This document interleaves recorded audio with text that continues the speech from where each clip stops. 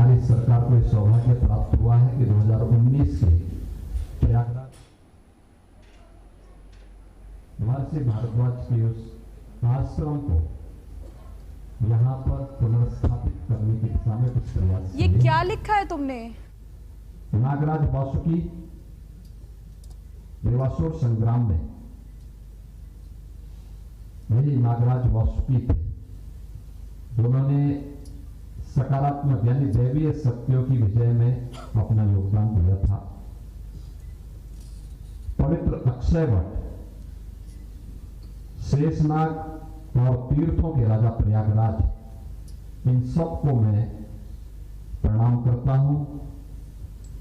इस ऐतिहासिक आयोजन के लिए मैं आर्मी के अपने सेंट्रल कमांड और नॉर्थ कमांड को हृदय से बधाई देते हुए उनके प्रति उत्तर प्रदेश सरकार की ओर से हृदय से धन्यवाद भी ज्ञापित करता हूं।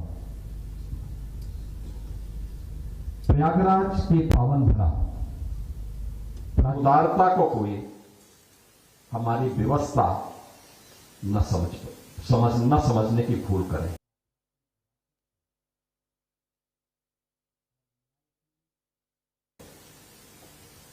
विख्यात रही है। राष्ट्र की समृद्धि के लिए यह सामर्थ्य हमेशा अनिवार्य है। समृद्धि केवल संसाधनों से नहीं आती,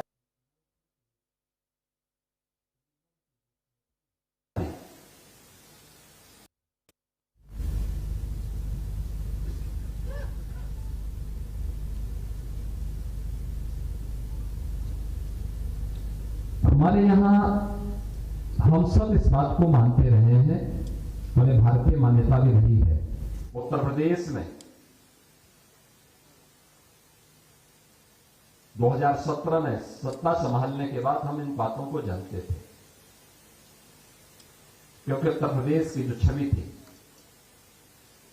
उत्तर प्रदेश के अंदर जो अव्यवस्था थी, हमारे सामने जो उस समय पहचान का संकट था, हम लोग इस बात को मानते थे कि हमें अगर सुशासन के लक्ष्य को प्राप्त करना है, उत्तर प्रदेश को पहचान के संकट से मुक्त करना है, तो हमें सुरक्षा का एक बेहतर वातावरण बनाना होगा। रूल ऑफ लॉ को जमीनी धरातल पर उतारना होगा। इसके लिए हमें उत्तर प्रदेश के अंदर अपराध और अपराधियों के प्रति जीरो टॉलरेंस को पूरी शक्ति के साथ लागू करना पड़ा था। और आज हम सब इस बात को मान सकते हैं कि जो हमने उस समय कानून का राज स्थापित करने का संकल्प लिया, आज उसने उत्तर प्रदेश के इस मॉडल को तो सबका ध्यान उस ओर आकर्षित किया ही है। इसने उत्तर प्रदेश के अंदर एक बेहतरीन इकोसिस्टम डेवलप करने में भी मदद की।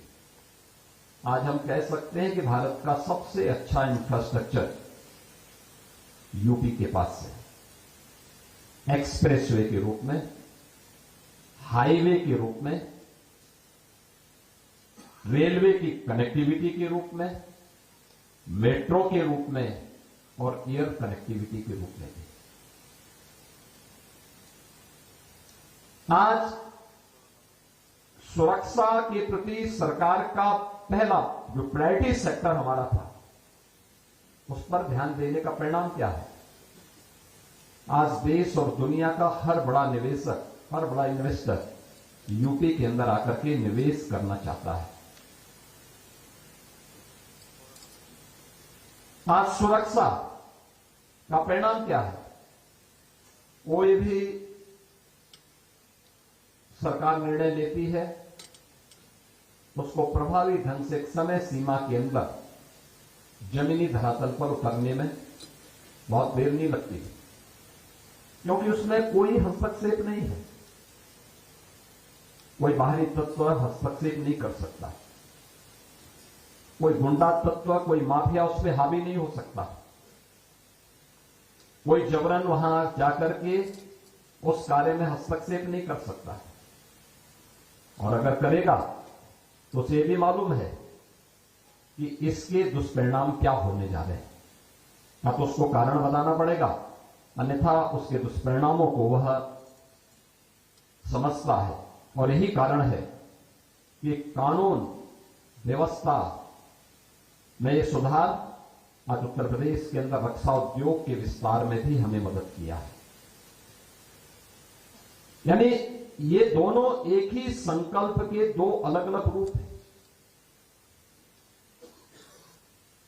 कानून व्यवस्था हमारे लोकल उत्तर प्रदेश के लिए आवश्यक थी, लेकिन उस कानून व्यवस्था का परिणाम आज हम उत्तर प्रदेश के अंदर हर सेक्टर में अच्छा निवेश को यहां पर लाने में सफल हुए हैं। और उसी का परिणाम है कि defence manufacturing corridor Uttar Pradesh के अंदर तेजी के साथ आगे बढ़ता हुआ दिखाई दे रहा है। यानी एक और ये सभी चीजें हमारे साथ आगे बढ़ रही हैं, वही हम रक्षा क्षेत्र में भी आत्मनिर्भरता के उस लक्ष्य को प्राप्त करने की दिशा में प्रभावी ढंग से आगे बढ़ रहे हैं। और हम सब इस बात को मानते हैं कि नेशन फर्स्ट ये केवल हमारे लिए एक नारा नहीं है, यह हर भारतीय सैनिक की सांस में बसने वाला एक संकल्प है। हर भारतीय के लिए ये जीवन का एक मंत्र होना चाहिए, क्योंकि राष्ट्र से बढ़कर के कुछ नहीं, ये हमारे लिए सर्वोपरि है। और मैं मानता हूं कि हमारे सैनिक सियाचिन की जमा देने वाली ठंड हो, रेगिस्तान की तपती रेत हो, घने जंगलों का अंधकार हो, या समुद्र और आकाश की अनंत चुनौतियां हो, जहां जीवन ठहर जाता है वहीं से हमारे सैनिकों का कर्तव्य शुरू होता है। हमारे सैनिकों के कदम जहां पड़ते हैं वहीं से भारत की सीमाएं मजबूत होती हैं। हमारे सैनिकों की जागती हुई आंखों के कारण पूरा देश चैन की नींद सोता है। हम सबको इस बारे में देखना होगा। इस सिंपोजियम के माध्यम से हम इस बात पर जरूर गौर करें कि आज युद्ध सिर्फ जल, थल और नभ तक सीमित नहीं रहा है। आज यह मल्टी डोमेन ऑपरेशन के युग में प्रवेश कर चुका है। हमने भी गत वर्ष ऑपरेशन सिंदूर के माध्यम से भी देखा है। आधुनिक युद्ध अब जल, थल और वायु के साथ साथ साइबर, स्पेस, इलेक्ट्रोमैग्नेटिक स्पेक्ट्रम आदि क्षेत्रों में एक साथ लड़ा जा रहा है। अब कीबोर्ड भी हथियार है। दुश्मन के पावर ग्रिड, बैंकिंग और कम्युनिकेशन सिस्टम को ठप करना या अपने नेटवर्क को अवैध बनाना, यह भी एक नई सुरक्षा रेखा बनी है। सैटेलाइट्स के जरिए निगरानी, खुफिया जानकारी और नेविगेशन, ये आधुनिक युद्ध का उसकी आंखें हैं और उसके दिमाग भी। अब लड़ाई सिर्फ गोलियों से नहीं, सिग्नल से भी इसमें महत्वपूर्ण भूमिका का निर्वहन कर रहे हैं। दुश्मन के रडार, संचार और जीपीएस को जाम करना और अपने सिस्टम को सुरक्षित रखना, आज यह निर्णायक बन गया है। आज का युद्ध हथियारों के साथ साथ डेटा और टेक्नोलॉजी की भी भूमिका को हम सब का ध्यान आकर्षित करता है और इसीलिए बहादुरी के साथ ही तकनीकी रूप से दक्ष, रणनीतिक रूप से सजग और मानसिक रूप से उतने ही अड़िग रूप से हम सबको एक नई प्रेरणा भी प्रदान कर रहा है। आदरणीय प्रधानमंत्री जी के दूरदर्शी नेतृत्व में आज भारत आयात प्रधान से निर्यात प्रधान राष्ट्र की ओर बढ़ रहा है। भारत की डिफेंस मैन्युफैक्चरिंग के क्षेत्र में आत्मनिर्भरता, यानी हम लोग जिसके बारे में सोचते थे पहले, हर बात के लिए हमें दुनिया पे निर्भर रहना पड़ता था, दूसरों पर निर्भरता के दुष्परिणाम क्या होते हैं आपने अभी हाल ही में देखा होगा। किस प्रकार की स्थितियां गल्फ वार के दौरान दुनिया के अंदर देखने को मिली है। ऐसा नहीं कि हम इन सभी कार्यों को कर न सकते हैं, हमें उन आवश्यकताओं के लिए अपने आप को तैयार करना होगा। और मेरा मानना है कि पेट्रोलियम प्रोडक्ट के उसमें हम लोग उन सब चुनौतियों को जूझ चुके हैं, देख चुके हैं, उसके विकल्प हमारे पास मौजूद है उसमें चर्चाएं होंगी, लेकिन फिर भी हमें इस बात को ध्यान में रखना होगा कि भारत का जो डिफेंस मैन्युफैक्चरिंग में आज से कुछ वर्ष पहले तक कुल 600 करोड़ रुपए का जो डिफेंस उत्पाद हमारा निर्यात हो पाता था। और चलिए यहां रुकते हैं एक बहुत छोटे से ब्रेक ले। ब्रेक के बाद जल्द होंगे हाजिर। देखते रहिए एचएनए न्यूज, जुनून सच दिखाने का।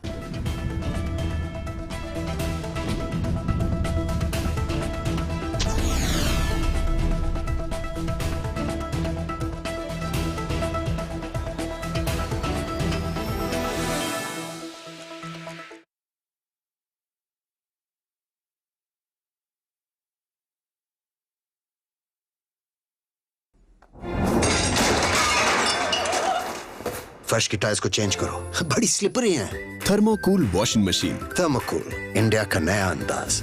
गोल्डी हिंग का तड़का लगे तो सभी दबा के खाते हैं। गोल्डी हिंग, कण कण में जान। आइसक्रीम खाओगी? जंगल में आइसक्रीम मिलती है। समर कूल रेफ्रिजरेटर, आप अपनी ड्यूटी निभाओ, ये अपनी ड्यूटी निभाएगा। समर कूल, लाइफ बनाए वंडरफुल। यशस्वी प्रधानमंत्री श्री नरेंद्र मोदी जी के मार्गदर्शन एवं माननीय मुख्यमंत्री योगी आदित्यनाथ जी के सतत प्रयासों का सुखद परिणाम है विगत 9 वर्षों में उत्तर प्रदेश का नव निर्माण। आज प्रदेश में सशक्त मातृशक्ति, समृद्ध अन्नदाता, सपनों को साकार कर रहे युवा निखरते प्रदेश का प्रतीक बन गए हैं। उद्योग एवं अवसंरचना का अभूतपूर्व विस्तार हुआ है। गरीबों एवं वंचितों को आधुनिक उपचार से लेकर आवास प्रदान किए जा रहे हैं। प्रधानमंत्री आवास के लिए मैंने फॉर्म भरा तो उसमें मेरा नाम आ गया लॉटरी में। मैं उनका बहुत बहुत धन्यवाद करती हूँ। प्रदेश के सांस्कृतिक और आध्यात्मिक पुनर्जागरण की आज वैश्विक पहचान है। सुदृढ़ कानून व्यवस्था है। उत्तर प्रदेश में भय मुक्त परिवेश है। 15 लाख करोड़ से अधिक के निवेश धरातल पर उतारे जा रहे हैं। समृद्धि का नव संदेश, नए भारत का नया उत्तर प्रदेश।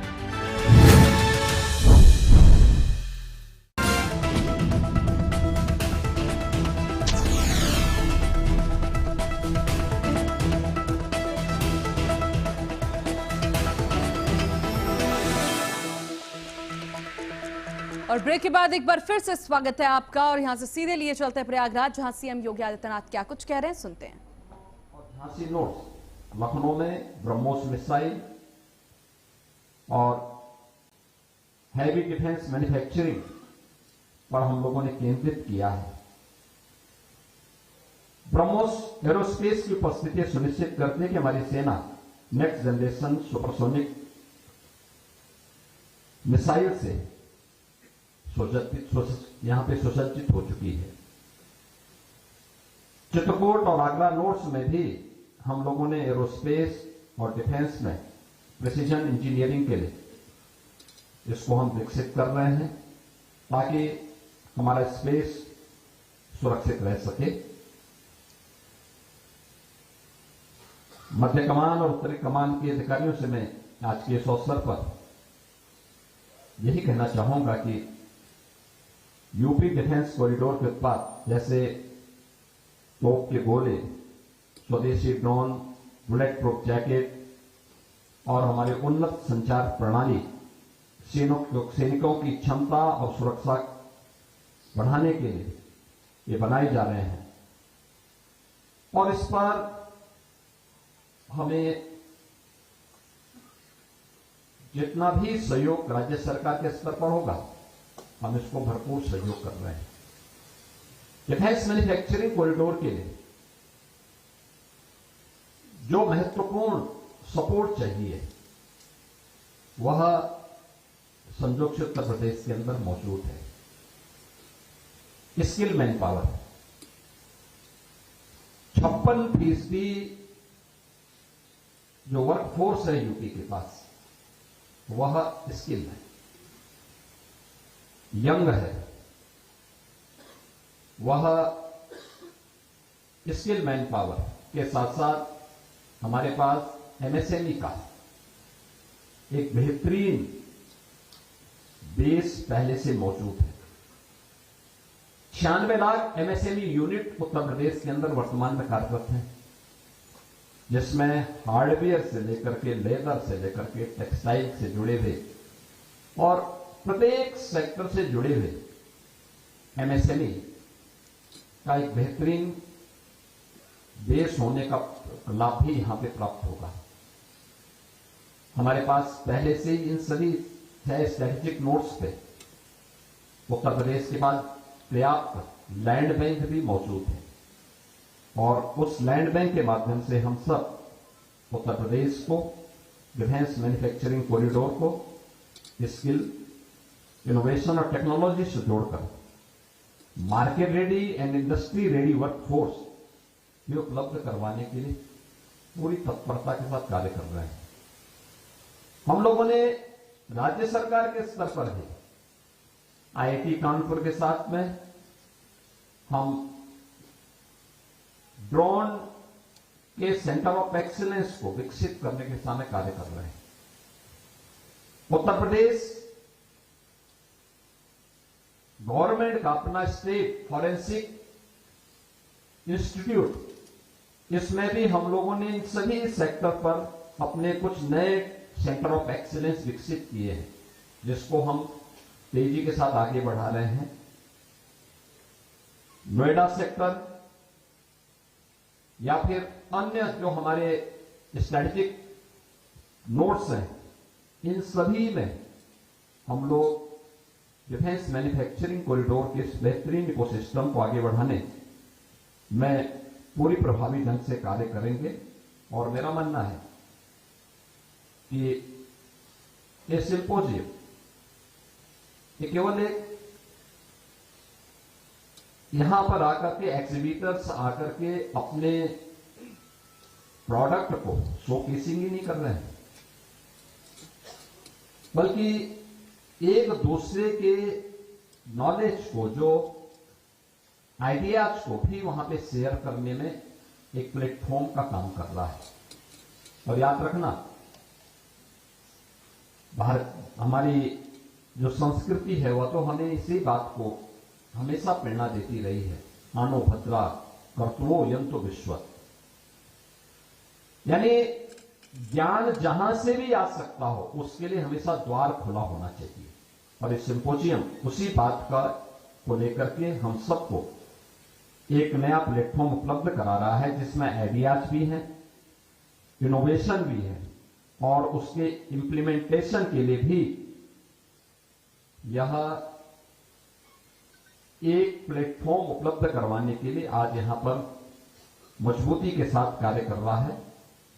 मुझे प्रसन्नता है कि पिछले कुछ समय से हम लोगों ने इस दिशा में जो प्रयास प्रारंभ किया है, आज उत्तर प्रदेश के अंदर 21,000 से अधिक स्टार्टअप अलग अलग सेक्टर में आज यहां पे स्थापित हुए हैं। इसमें एआई भी है, रोबोटिक भी है, ड्रोन भी है, सेमी कंडक्टर के क्षेत्र में भी है, डाटा सेंटर भी है, इलेक्ट्रिक व्हीकल मैन्युफैक्चरिंग में भी है। ये आज एक उत्तर प्रदेश को एक नई पहचान दिला रहा है और मेरा मानना है कि सेफ्टी, टेक्नोलॉजी और ट्रस्ट के सशक्त संगम से आज उत्तर प्रदेश ने अपनी उस बीमारू राज्य से उभर करके आज भारत के ग्रोथ इंजन के रूप में अपनी एक नई पहचान बनाने में सफलता प्राप्त की है। और मैं आज के इस अवसर पर स्पष्ट कह देना चाहता हूं कि जो पहले दिन से हमारी सरकार का संकल्प रहा है कि हम जीरो टॉलरेंस की नीति अपनाएंगे अपराध और अव्यवस्था के प्रति, माफिया से कानून राज और उपद्रव से उत्सव, इस यात्रा को तय करने के लिए। और आज यहां पर ये त्रिवेणी के संगम में हम लोगों को यहां पे डिफेंस मैन्युफैक्चरिंग से जुड़े हुए इस रक्षा त्रिवेणी संगम में नॉर्थ टेक सिंपोजियम के माध्यम से वह सब कुछ साकार होते हुए दिखाई दे रहा है। मैं इसके लिए सेंट्रल कमांड और नॉर्थ कमांड के अपने सभी अधिकारियों को हृदय से धन्यवाद देता हूं और मैं उन्हें इस बात के लिए आश्वस्त करता हूं कि हर सैनिक राष्ट्र के प्रति समर्पित होता है। और मैं इस बात को मानता हूं कि हमारा सैनिक जितना ही सतर्क रहता है, सजग रहता है, राष्ट्र उतना ही आनंद की नींद सो पाता है। और उन स्थितियों में राज्य सरकारों का भी दायित्व बनता है कि उस बेहतरीन समन्वय को हम आगे बढ़ाने में मदद करें। और मैं इस बात के लिए आश्वस्त करता हूं कि जो ये प्रयास प्रारंभ हुआ है, इंडस्ट्री एंड इंस्टीट्यूशन को आपस में हम जोड़ करके एक दूसरे के अनुभव का लाभ हम एक यहां पे शेयर कर सकें, उसको यहां पे एक प्लेटफॉर्म उपलब्ध करवा सकें।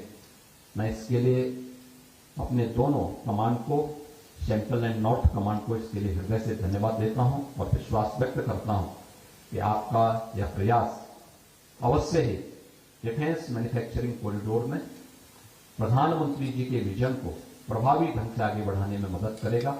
मैं एक बार फिर से आज के इस आयोजन में उपस्थित सेंट्रल एंड नॉर्थ कमांड के अपने सभी सैन्य अधिकारियों को, इस सेक्टर में जितने भी इन्वेस्टर्स यहां पे आए हैं उन सबको भी, एग्जीबिटर्स को और अलग अलग क्षेत्र के जो विशेषज्ञ हैं डिफेंस मैन्युफैक्चरिंग कॉरिडोर में जिन्होंने रुचि ली है और जो फील्ड में जिनकी विशेषज्ञता का लाभ देश लेता है, उन सब का भी एक बार फिर से संगम की इस नगरी में हृदय से स्वागत करता हूं, अभिनंदन करता हूं और इस पूरे अभियान के प्रति अपनी मंगल में शुभकामनाएं व्यक्त करता हूं।